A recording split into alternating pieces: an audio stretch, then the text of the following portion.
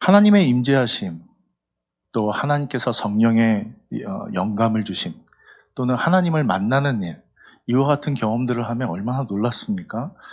우리가 하나님의 그 경험을 할 때에 막 숨 막히는 듯한 그 떨림, 또는 눈물이 끊임없이 내리는 듯한, 눈물이 막 끊임없이 내리는 그 경험, 또는 막 능력을 부여받을 것 같은 그러한 경험들을 하는 경험들이 있습니다.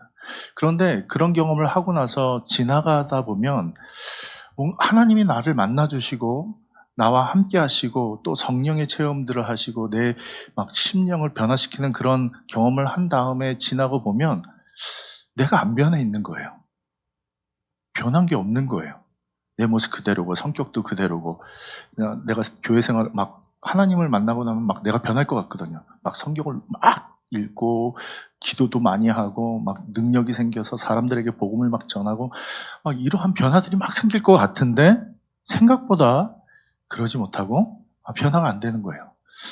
근데 이런 걸 묵상하다 보니까 하나님, 왜 하나님을 만나고 하나님을 경험하고 하나님과 동행하는 삶을 사는데 왜 그런 변화가 일어나지 않습니까? 라고 묵상할 때에 우리가 목적이 잘못됐더라고요. 하나님을 만나면 우리가 무엇을 이룰 수 있는 하나님의 능력을 이루고 내 모습이 변화되고 내 신앙생활을 더 열심히 하고 이런 변화되는 것이 우리의 목적이 되는 것 같아요. 하나님을 만나면 뭔가 해야 돼요. 하나님 만나면 뭔가 막 더 이루어야 돼요. 막 전도도 많이 하고 예배도 참석하고 막 새벽 기도도 빠지지 않고 막 기도 생활을 몇 시간씩 더 하고 이런 변화들이 일어나야 될 것 같은 착각에 빠지죠. 근데 하나님이 원하시는 건, 그리고 하나님이 우리에게 만나주시고 말씀해 주시는 건 거기에 있지 않는 것을 우리가 보게 됩니다. 뭔가 이루는 것이 아니라 하나님께서 우리에게 원하는 것은 하나님과의 관계가 더 돈독해지는 것, 하나님을 더 알아가는 것, 하나님을 더 사랑해져 가는, 하나님은 사랑이시기에 너희가 서로 사랑하면 너희가 내 제자인 줄 알리라 라고 말씀하신 것처럼 오늘 우리에게 요청하시는 것은 하나님과의 더 깊은 교제의 시간이죠. 오늘 모세도요, 본문 말씀 3장 말씀에 보면 하나님의 임재하심을 경험합니다. 모세에게 하나님이 나타나셨고 하나님이 말씀하세요. 모세야, 만나주시고 내 발에 신을 벗으라. 하나님 당신은 주인입니다. 인정했는데 하나님이 당신의 비전과 모세에게 사명을 주세요. 얼마나 멋있습니까? 하나님이 직접 우리에게 나타나셔서 진우야, 너는 이 민족을 구원할 내보낸 사자다. 너는 가서 이 민족을 끌어내라. 뭐 이렇게 나타나셔서 오, 하나님 저를 이렇게 쓰시려고요? 아멘. 그럴 것 같은데요. 오늘 모세가요, 하나님의 임재하심을 경험하고 사명을 받고 하나님의 이름도 알아요. 저들이 네가 보낸 하나님의 이름이 뭐냐고 하나님이 여호와라고 가르쳐 주시죠. 이 놀라운 이름도 듣고 하나님을 만난 이 경험을 합니다. 그런데 모세는 그 하나님의 임재하심과 하나님을 만나고 하나님께서 놀라운 비전과 사명을 주시고 하나하나 내가 이렇게 이루어 나가겠다는 그 사명도 보여주세요. 들려주세요. 알게 하세요. 근데 정작 그것을 들은 모세는요, 못하겠는데요. 하나님, 나는 그런 능력이 없는데요. 보낼 만한 사람을 보내십시오. 이렇게 말하는 장면이 오늘 4장의 장면입니다. 4장 1절에 보면 모세가 이렇게 말합니다. 모세가 대답하여 이르되 그러나 그들이 나를 믿지 아니하며 내 말을 듣지 아니하고 이르기를 여호와께서 내게 나타나지 아니하셨다 하리라. 너에게 나타나지 않았고 네가 할 수 없고 너는 그런 분을 만날 수도 없어 라고 부정할 거라는 거예요. 두렵죠. 떨리죠. 오늘 우리가 하나님의 임재를 경험하고 하나님께서 사명을 부여해 주셔도 정작 우리가 돌아서서 일상생활로 돌아갈 때에 가장 당면하는 문제는 두려움이에요. 불안함이에요. 난 그런 힘이 없는데, 나는 그런 능력이 없는데, 또는 정작 해보려니까 그럴 만한 힘이 없어요. 그러나 하나님께서는 분명하게 하나님의 일을 이루십니다. 오늘 본문 말씀을 통해서 오늘 분명하게 보여주시는 것은 하나님께서 사람의 능력과 사람의 힘과 사람의 방법으로 하나님의 일을 이루시는 것이 아니라 하나님께서는 하나님의 방법으로 그리고 하나님의 택한 사람을 통해서 하나님의 능력을 나타내시는 것을 보여주세요. 모세의 능력이 아니에요. 그러면 빨리 불렀겠죠. 더 젊었을 때 불렀겠죠. 더 능력 있을 때 불렀겠죠. 80의 나이가 아니라 40년의 광야 생활이 아니라 왕자였을 때, 권력을 있었을 때, 능력이 있었을 때 부르셨겠죠. 그러나 40년의 광야 생활, 말도 다치고 관계도 끊어지고 아무것도 할 수 없는 그때에 부르셨죠. 오늘 하나님께서 모세에게 이렇게 말씀하십니다. 2절 말씀에 보면 이렇게 설명돼요. 여호와께서 그에게 이르시되 내 손에 있는 것이 무엇이냐? 이렇게 물으세요. 내 손에 있는 것이 무엇이냐? 우리 대한민국은 하나님의 복음과 기도로 세워진 나라입니다.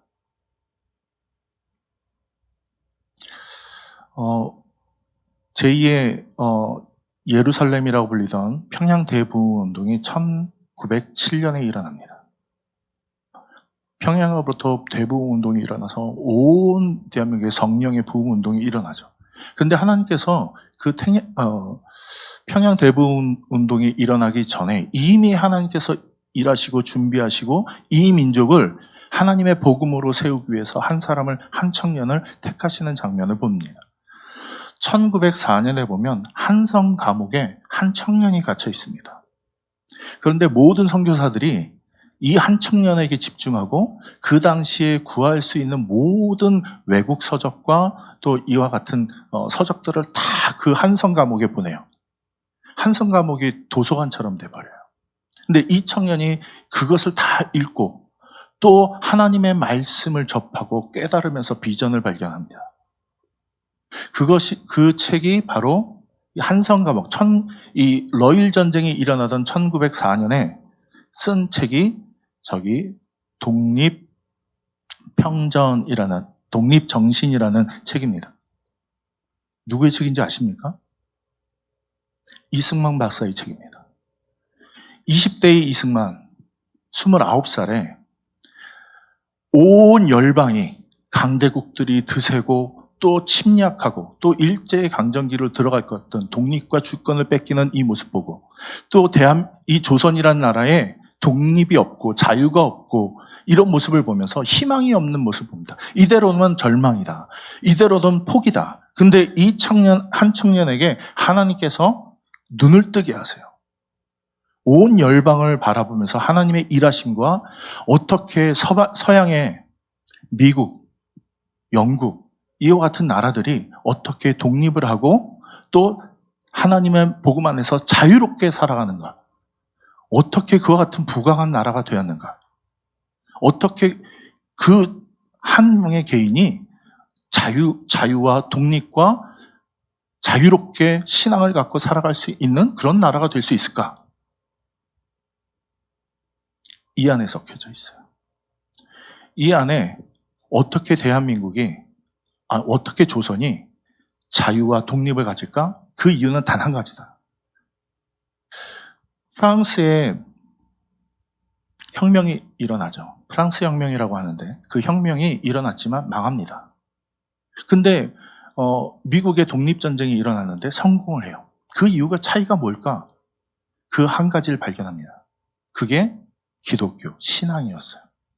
하나님의 복음이 저 독립정신 안에 보면 이 나라가 독립과 자유를 쟁취할 방법은 무엇이냐? 기독교가 이 땅에 반석이 되고 그 씨가 뿌려져서 열매 맺어야 된다. 이걸 꿈을 꾸게 하십니다. 그리고 미국으로 넘어가서 이 선교사들이 후원을 해서 다 공부를 하게 하죠. 그리고 그 공부한 이승만 박사가 돌아와서 이 건국 이념을 기독교 안에서, 그래서 제1의 국회가 있을 때 기도로 시작하잖아요. 그런 나라가 됩니다.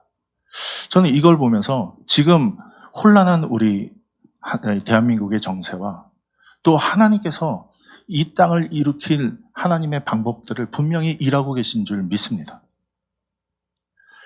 그냥 하나님은 쉬고 계신 분이 아닙니다. 하나님은 분명히 일하시고 하나님의 뜻을 이루어 가신 분입니다. 그렇다면 어떻게 이루실 것인가? 오늘 이 본문의 말씀을 통해서 오늘 우리에게 말씀하시는 것 같아요. 누가 능력 있느냐? 누가 비전을 가졌느냐?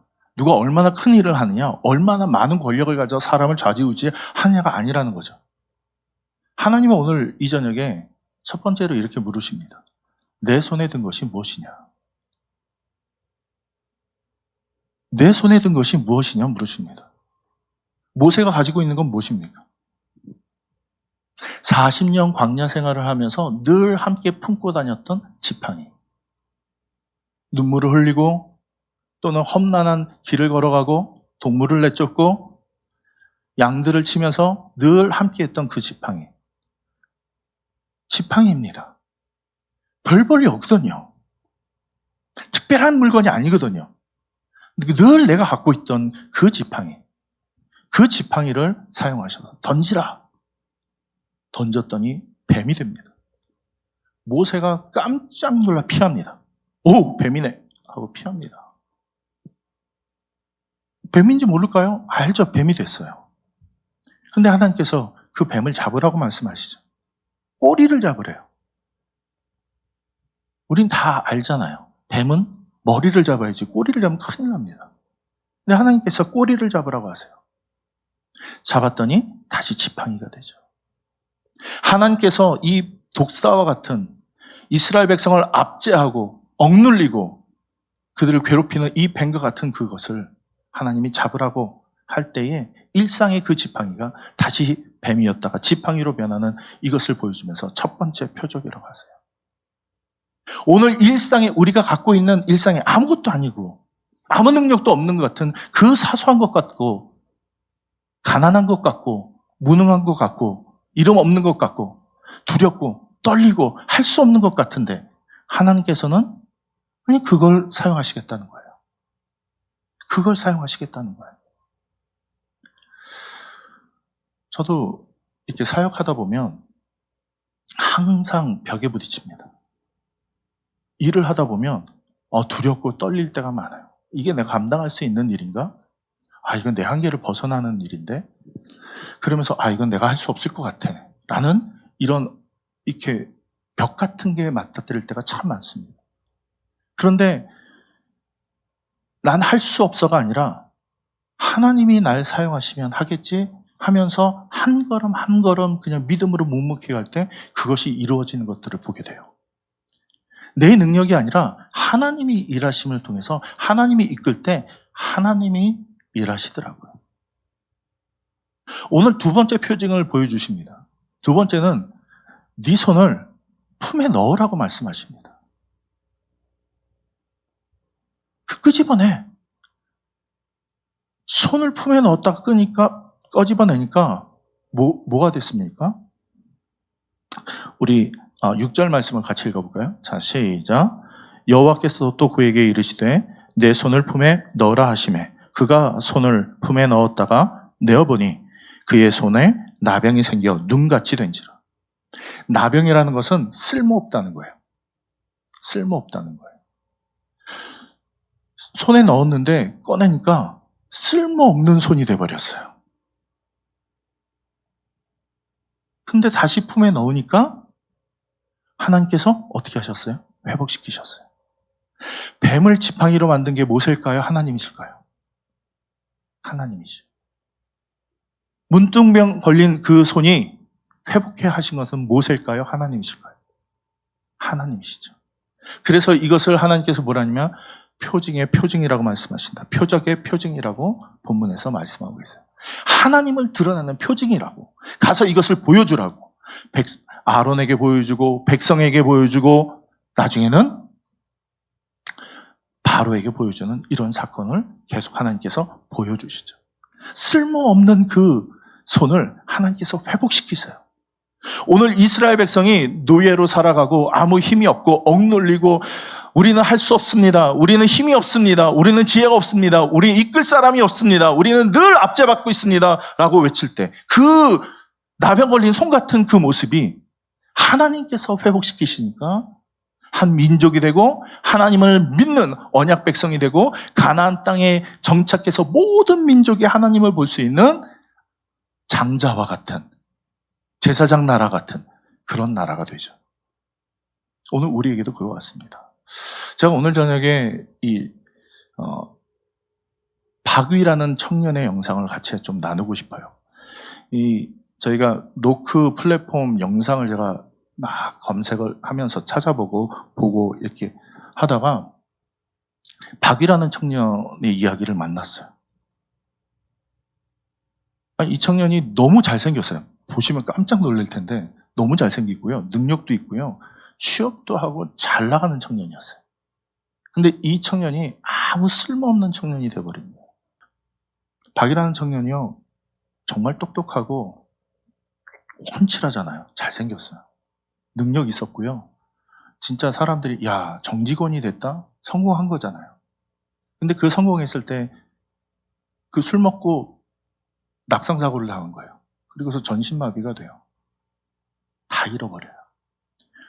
의사가 다시는 움직일 수 없다라고 판정을 내렸어요. 근데 이 청년이 그럴 수 없다고 그러면서 설명을 하는데요. 이 손가락이 지금 신경이 안 가서 자기는 이걸 힘을 주는데 안 움직이는 거예요. 이걸 수만 번, 수천 번 하는 거예요. 근데 나중에 이게 움직이기 시작해요. 열심히 했어요. 그러면서 하나님을 찾고 하나님 만나주신 거예요. 하나님도 아무것도 할 수 없습니다. 그때 네가 사랑할 수 있잖아 라는 응답을 하고 유튜브로 그것을 어려움과 힘듦을 같이 나누고 이 힘든 사람들에 대한 자기의 그 메시지를 같이 나누기 시작하면서 사람들이 막 공감하기 시작해요. 지금도 온전하진 않아요. 그런데 우리가 세상의 가치로는 저런 사람은 할 수 없어. 우리는 할 수 없어. 우리는 가진 게 없어서. 우리는 능력이 없어서. 우리는 힘이 없어서. 이렇게 말해요. 근데 하나님께서 우리에게 물어보세요. 너의 손에 든 것이 무엇이냐? 하나님 보낼 만한 사람을 좀 보내십시오. 저는 입이 둔하고 혀가 뻣뻣해서 도저히 사람들 앞에 설 수 없는 사람입니다. 야, 네 입을 창조한 하나님이 누구냐? 나다. 너 능력을 창조한 이가 누구냐? 나다. 하나님 말도 안 됩니다. 저는 할 수 없습니다. 하나님이 노하셨다는 장면이 여기 처음 나와요. 14절에 보면 하나님께서 모세에게 노하여 이르시되 이렇게 말합니다.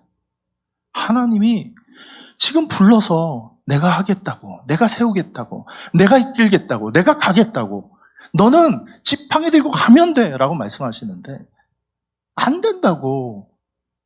사람들이 두렵다고, 사람들이 나를 인정 안 한다고, 나는 혀가 뻣뻣해서 할 수 없다고, 나는 가진 게 없다고, 이제까지 인정받아 본 적이 없다고. 그때 하나님께서 지금 무슨 말 하는 거냐고.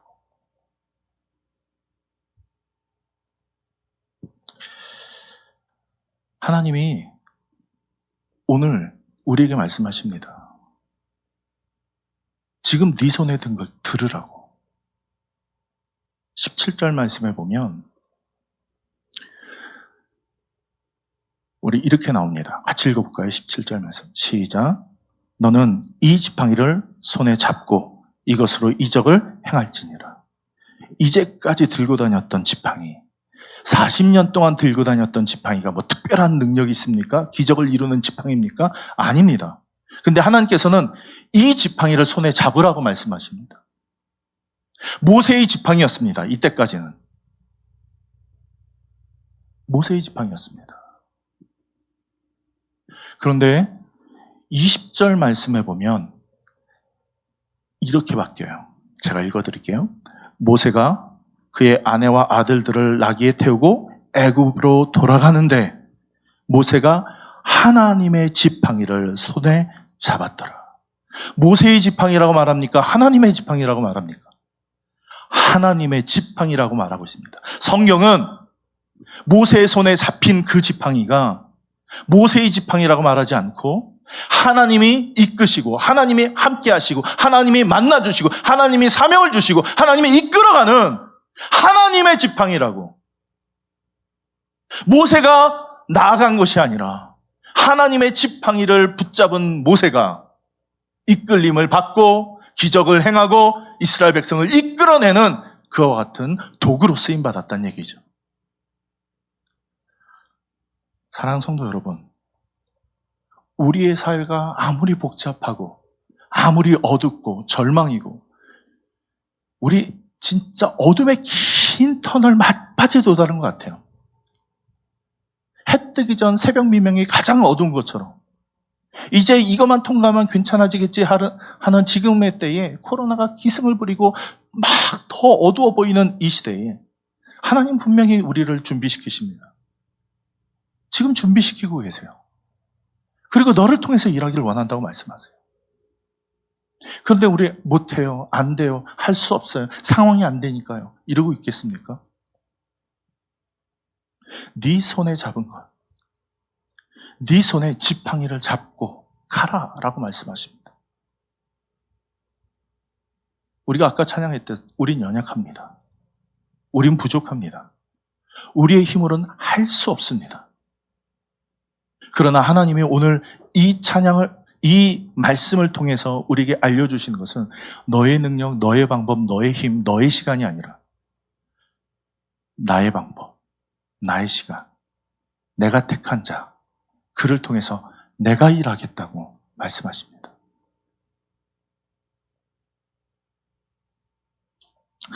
고린도후서 6장의 말씀을 보면 이렇게 말씀이 나옵니다.